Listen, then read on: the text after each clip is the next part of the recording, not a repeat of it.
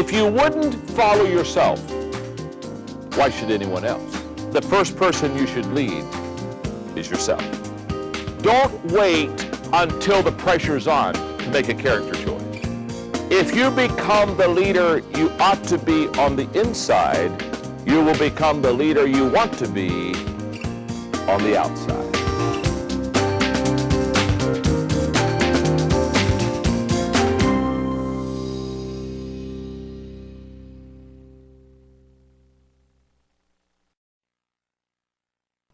'21.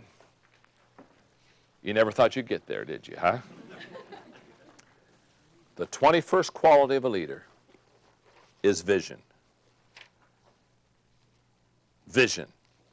John Scully said, the future belongs to those who see possibilities before they become obvious.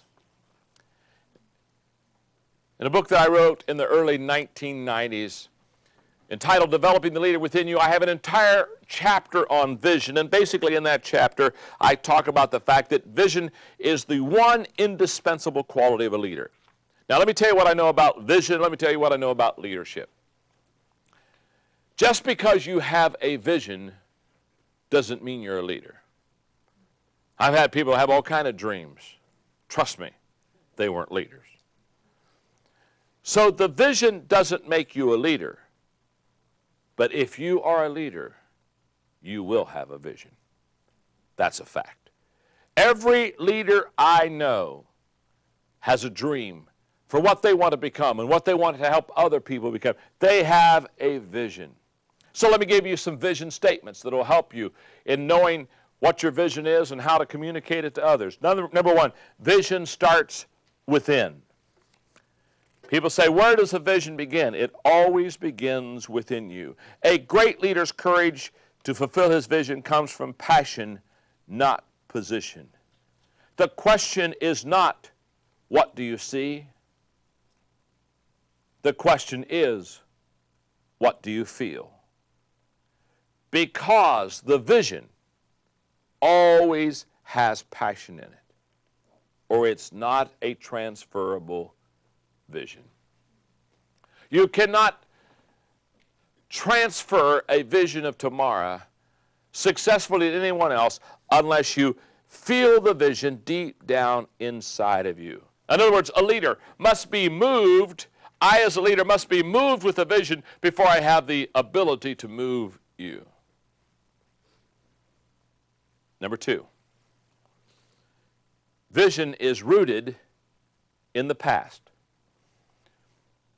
You have to have the full context of a vision, which basically says people will not go forward until they've connected with the past. Yesterday gives context for today, and yesterday gives reason for tomorrow. So when you're casting vision as a leader, be sure that you have the past in it. In fact, I have discovered that people will not stretch for the future until they've touched yesterday. Give the full context of a vision. Help them to understand that, yes, the future is bright. What is a vision, by the way? A vision is nothing more than a clear picture of tomorrow that creates a passion today. That's what a vision is. And so when you have them stretch out with that clear vision of tomorrow, if it's done correctly, it'll create a passion within a person today. Number three, vision includes others and adds value to them. The law of significance, one is too small of a number to achieve greatness. Again, great leaders take the vision from me to we. The little poem, Indispensable Man, I keep it with me all the time because it just helps me. Sometimes when you're feeling important, and sometimes when your ego's on bloom, and sometimes when you take it for granted you're the best qualified in the room. Sometime when you feel that your going would leave an unfillable hole, just follow this simple instruction and see how it humbles your soul. Take a bucket and fill it with water. Put your hand in it up to the wrist. Pull it out, and the hole that's remaining is the measure of how you'll be missed.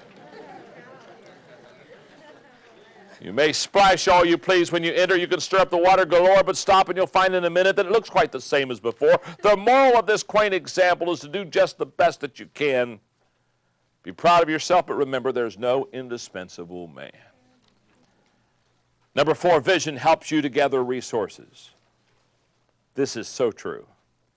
The vision helps you gather resources. One of the most valuable benefits of vision is that it acts like a magnet, attracting, challenging, and uniting people. It also rallies finances and other resources. The greater the vision, the more winners it has that it attracts to the potential of that vision. The more challenging the vision, the harder the participants fight to achieve it. Edwin Land, the founder of Polaroid, advised, the first thing you do is teach the person to feel that the vision is very important and nearly impossible.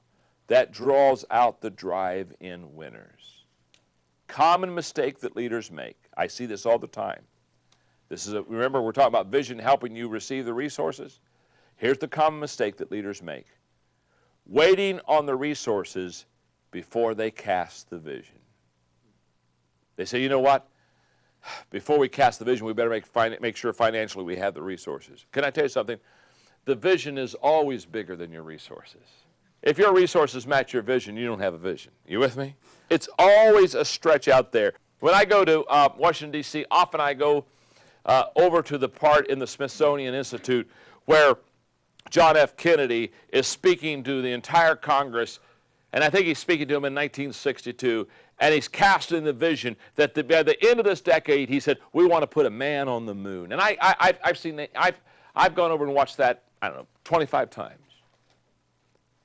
What makes that such an inspiring speech to me is when he said at the end of this decade, we want to put a man on the moon. I mean, he talked about setting a clear vision. What makes that such an inspiring vision to me was this.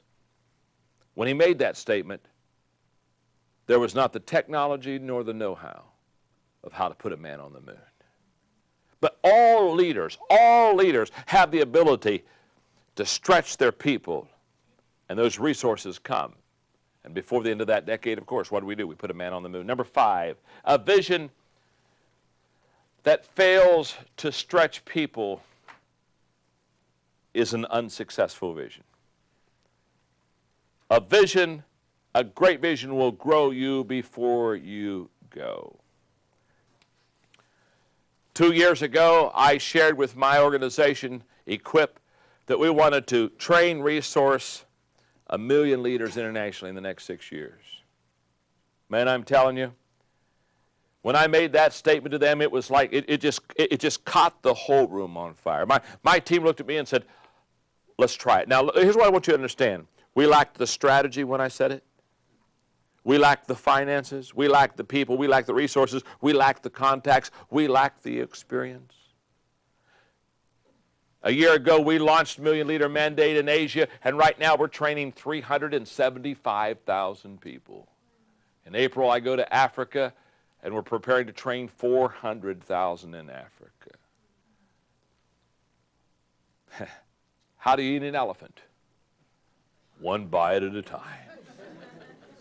How do you train 1 million leaders? One person at a time. Too often we stop and we don't pursue our vision because we say, I don't have the resources. Can I tell you something? The moment you stop, the resources stop. Don't make that mistake. Keep moving. Understand that it's in the movement toward the vision that attracts the resources to the vision. A great vision, in your notes, is clear and compelling. Clear enough so that you can see it. Compelling enough so you will go for it. So I wrap up this quality of vision by sharing with you the 4 voices of vision that I have discovered in my own life. There's the inner voice, the voice inside of me that asks me questions such as, what do I sing about? In other words, what makes me happy? What do I cry about? What bothers me? What do I dream about? That's the inner voice. That's the voice I try to listen to in creating the vision. Then there's the unhappy voice. I have found that discontent is a great catalyst for vision. The reason I teach leadership is because with 3 college degrees and graduate degrees. I never had a leadership course. I thought somebody needs to teach somebody how to lead. It was the voice of discontent within me that started me on this journey. The third voice I listen to is the successful voice. In other words, when traveling into the unknown, find someone else who knows. The successful voice, the person who's been there before I have and says, John, I think you could do this. And then finally for me, it's the higher voice. The voice that is above myself, above the selfish things that I would want to become, to a voice that tries to lift me beyond that, to becoming a servant leader of others. 21 qualities. Now that you've looked at them, remember this. I know you don't have all of them down. I know that you don't do well on all of them. I know you're not a 10 on all of them. Don't worry about that. Do not worry about that. You see, we do the 21 qualities of leaders so you could just see where you are. On some qualities, you're an 8 or a 9, maybe even a 10. On some qualities, maybe you're a 4, maybe a 3 or a 2. That's okay. That's okay. You see, the value of this lesson, the value of this training, is just to help you to evaluate where you are now so that you can make the changes you need to make, so that you can advance in your leadership life. It's this way. Though you cannot go back and make a brand new start, my friend, anybody can start from now and make a brand new end. Start from now. Take these qualities, start fleshing them out of your life, and I promise you this, you will become the leader that you really want to be. Thank you very much.